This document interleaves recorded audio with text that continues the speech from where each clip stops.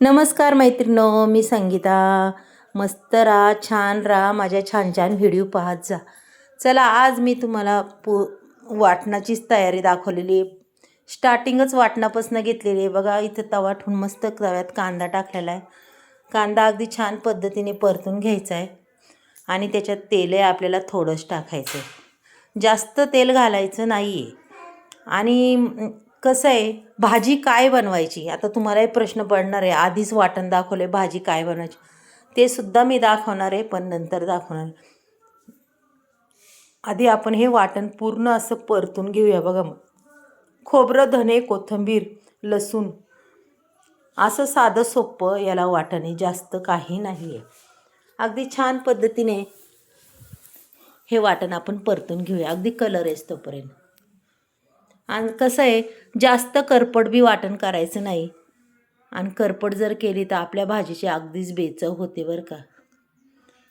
आता टाकून दिली कोथिंबीर. कोथिंबीर का टाकायची, कारण की जे आपल्या तव्यात तेल राहतं, ह्या कोथिंबीरीने पूर्ण तेल अगदी पुसून निघतं. बघा,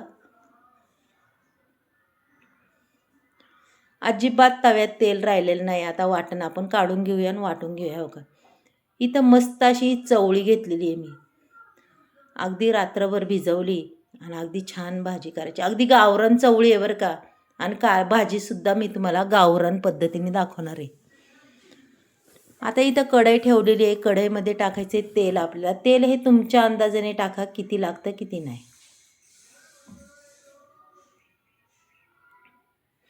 तेल अगदी छान पद्धतीने तापून द्यायचं, जास्त बी तापवायचं नाही ना, कारण की आपल्या मोहरी जिरी अगदीच जळून जाईल. मापातच तापवायचं. अगदी छान तडतडलंय बघा, आणि जिरीसुद्धा छान फुलली. त्याच्यानंतर आपल्याला टाकायचं आहे कढीपत्ता बरं का. हे दोन्ही गोष्टी छान तडतडल्या की कढीपत्ता टाकून द्यायचा आहे. आणि आता टाकायचं आहे वाटण. वाटण अगदी चांगल्या पद्धतीने परतून घ्यायचं आहे आपल्याला. आणि अगदी सोपी भाजी, 5 मिनिटात तयार होणारी भाजी आहे मैत्रिणींनो. पाहू शकता तुम्ही. इथं घरातले मी बेसिक मसाले टाकते बघा. अगदी मसालेही तुम्हाला दिसतात मी काय काय टाकते ते, तरीसुद्धा मी नावड सांगते. हळद, धना पावडर, मटण मसाला, बेडकी मिरची पावडर, कांदा लसूण मसाला, अशा पद्धतीने मी हे मसाले टाकणार आहे. आणि थोडासा हिंग टाकणार आहे बघा. हिंग हा जास्त टाकायचा नाही आहे. हिंग जास्त टाकला की भाजीची चव बिघडते, अगदीच उगरट वास येतो. त्याच्यामुळं नकळत हिंग टाकायचा, कारण की हिंगाने आपल्या भाजीला अगदीच अप्रतिम चव लागते. मसाला अगदी छान पद्धतीने परतून घ्यायचा आहे बघा. आता टाकायची जी चवळी आपण धुवून घेतली, स्वच्छ अशी धुवून घ्यायची आणि ती टाकून द्यायची. गावरान चवळी खूपच छान आणि भाजीसुद्धा अप्रतिम लागते. आणि कोणतीही गोष्ट गावरान असली की त्याची चव खरंच खूप अप्रतिम लागते मैत्रिणींनो. पूर्ण भाजी आता आपण परतून घेऊया. टोमॅटो जर तुमच्याकडे असला तर तुम्ही टाकू शकता, माझ्याकडे नव्हता म्हणून मी टाकला नाही आहे. टोमॅटो टाकला की अजूनच अप्रतिम चव येते बा. आता आपल्याला किती भाजी करायची त्याच्यानुसार पाणी ओतायचं आहे आपण.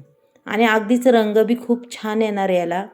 पाहू शकता तुम्ही. चवीपुरतं आपल्याला मीठही घालून घ्यायचं आहे मैत्रिणींनो. पहा बरं. आणि अगदीच 5 मिनटं उकळून द्यायचं बरं का मस्त. आणि मस्त अगदी चवळी अगदी पटकनी शिजते आपली, अगदी पूर्णागत शिजणार आहे ती. आणि रंग बी खूप छान आला आहे मैत्रिणींनो.